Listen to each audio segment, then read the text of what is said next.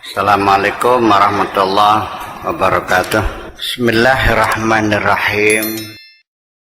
Saya mau nanya, ketika saya melihat ada orang susah, saya paham dia sedang susah, lalu muncul keinginan menolong dia, lalu saya pun menolong dan orang itu berterima kasih, lalu dia bisa keluar dari kesusahannya. Ini satu pertanyaan besar.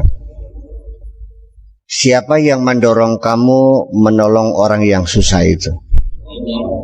Benar. Setelah orang itu bisa mengatasi kesulitannya, Anda senang nggak? Senang. Kenapa Anda senang? Nah, itu masih belum fana namanya. Kalau kita merasa senang, saya merasa senang karena saya bisa menolong Anda, itu masih belum fana. Anda masih ada bisa menolong orang. Tapi kita senang melihat orang bisa mengatasi kesulitannya karena orang itu ditolong oleh Allah. Alhamdulillah, Allah telah menolong hambanya. Dan saya yang membantu dia adalah bukan karena saya kasihan melihat orang susah, tapi karena saya disuruh oleh Allah untuk menolong orang itu.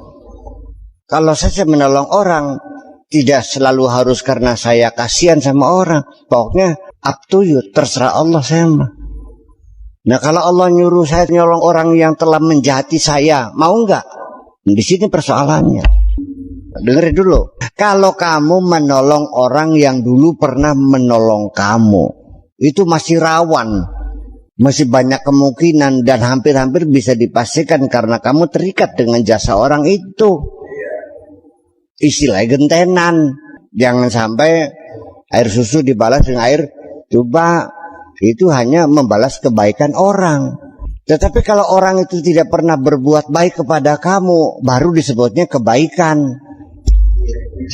Tetapi ketika kamu menolong orang yang pernah menjahati kamu, itulah kebenaran. Paham? Bikin bantu dia tuh lagi susah. Tapi dia pernah menyakiti diriku, nggak ada urusan, ini perintahku, laksanakan. Oke, siap bos.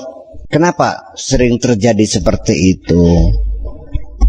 Karena kita harus tahu bahwa melalui kebaikan kita kepada dia yang telah menjahati saya, itu menjadi salah satu motivator kepada pertobatan dia kok. Akhirnya dia mengatakan ternyata di dunia ini masih ada juga orang yang baik. Tetapi ketika orang itu berterima kasih kepada saya, lalu terima kasihnya saya terima, orang itu menghormati saya, penghormatannya saya nikmati juga, masih keliru juga. Jadi saya harus menjelaskan kepada dia bahwa yang berbuat baik itu adalah Allah, maka bersyukurlah kepada Allah, bukan kepada saya. Ngerti kita ngomong ke? Saya ingin mengurai makna fana seperti apa sih? Fana artinya udah binasa, tiada, hilang. Kamu hilang. Ala syuhudi nafsika. Allahumma ansurni ala syuhudi nafsi. Ya Allah, tolonglah aku supaya aku jangan melihat diriku ada. Karena meniadakan diri juga perjuangan besar. Jihadul akbar. Memusnahkan musuh gampang, memusnahkan dirimu sendiri yang sulit. Saya bukan lagi cerita tentang seperti orang yang paling-paling, tidak. Saya juga masih seperti dalam kelemahan yang ada pada dirimu. Saya ini masih lagi nembe garap mulai belajar. Benar. Saya mengupayakan ada orang menjahati saya, membohongi saya. Saya berusaha untuk tidak kecewa, untuk kita serahkan kepada Allah. Itu secara otomatis mereproduksi dari dalam diri saya muncul kekesalan juga di luar kesadaran saya. Lalu saya perangi lagi, ya Allah, saya telah lupa.